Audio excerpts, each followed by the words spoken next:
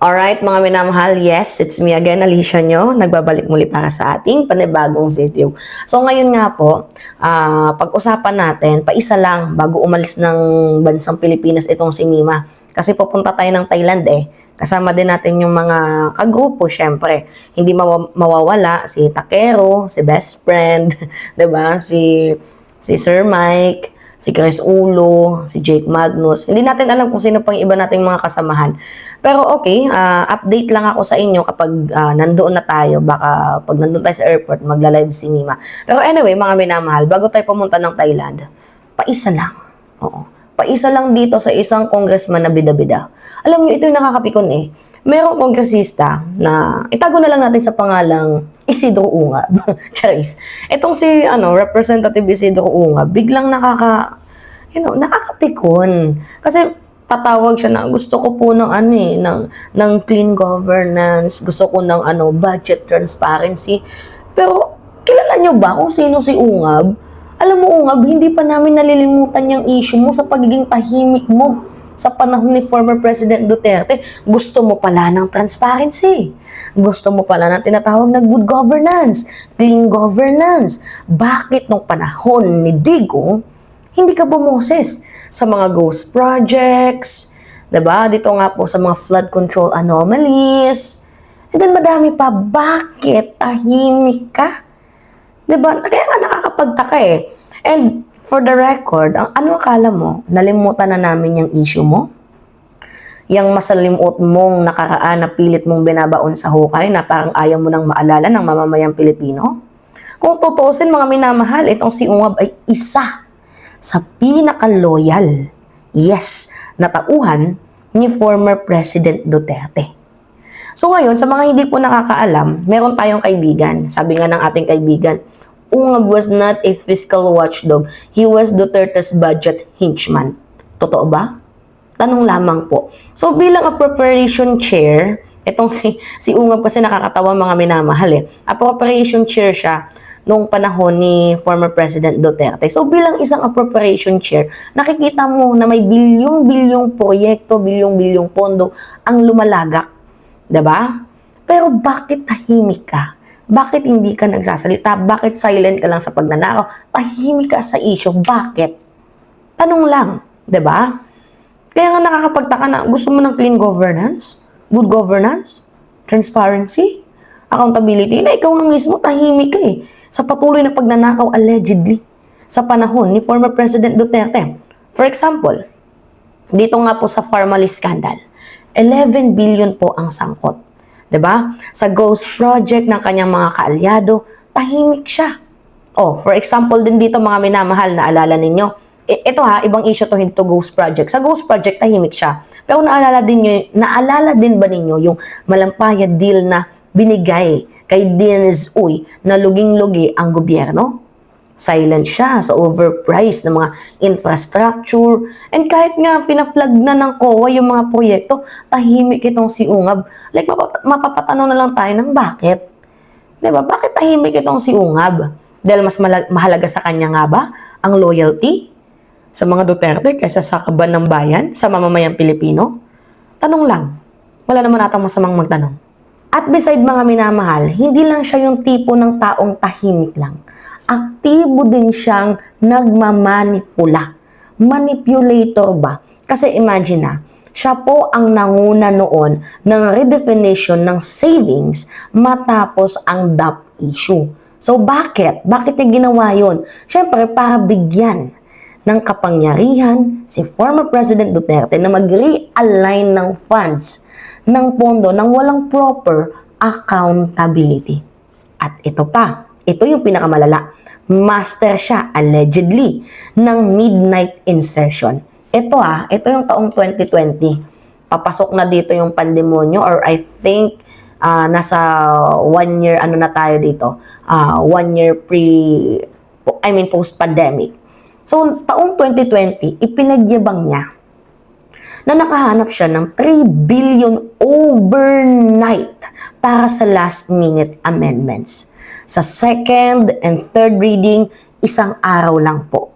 Tindi, no? Tapos ngayon, siya pa yung galit na galit sa mga insertion. 'Di ba? Classic DDS, ang tataas ng double standard. 'Di ba parang si Sara Duterte? Paano natin nasasabi na mataas ang double standard ng mga DDS? Nung si Sara, hindi pinaboran sa mga budget, 'di ba? Taong 2025, nang kagalaite, napipikon.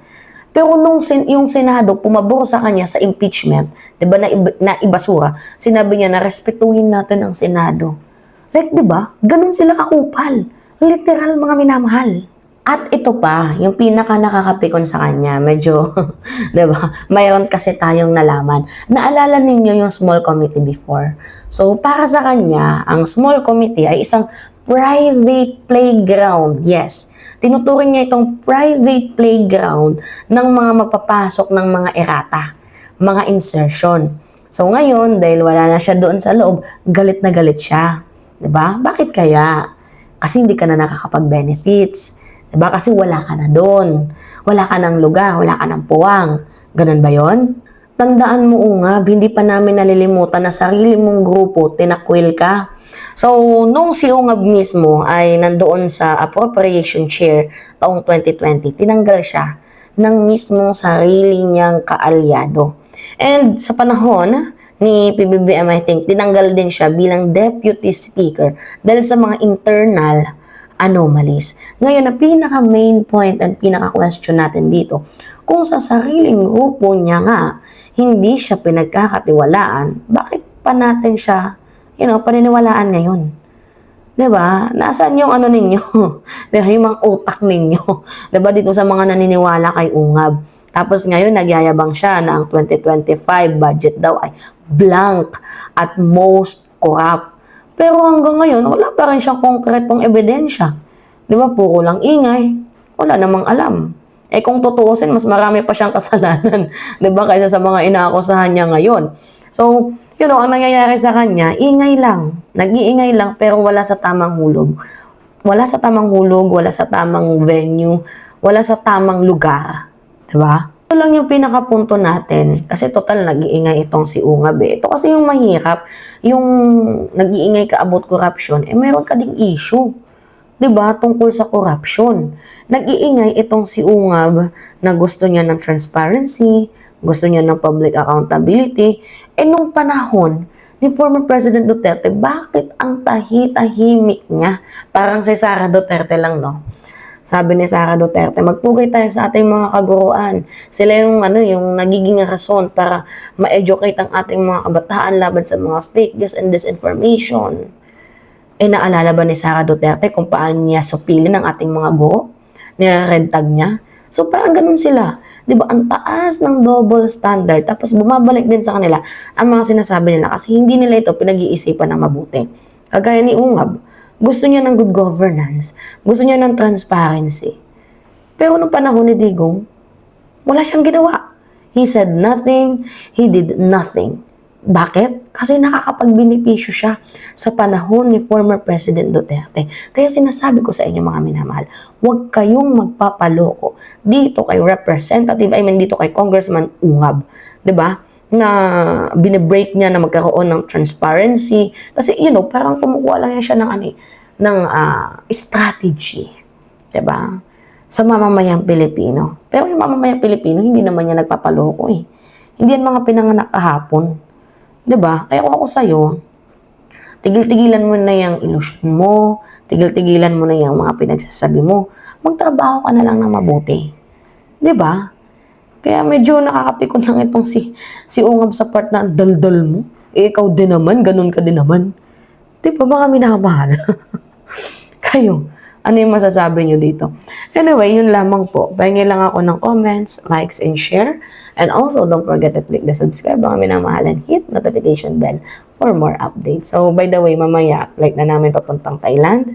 Hoping so, mga minamahal na makapag-upload ba tayo later sa mga contents, di ba? Tungkol sa politika kasi I think parang mag-ano lang ata kami doon. Gala, sulitin ba? Pahangin.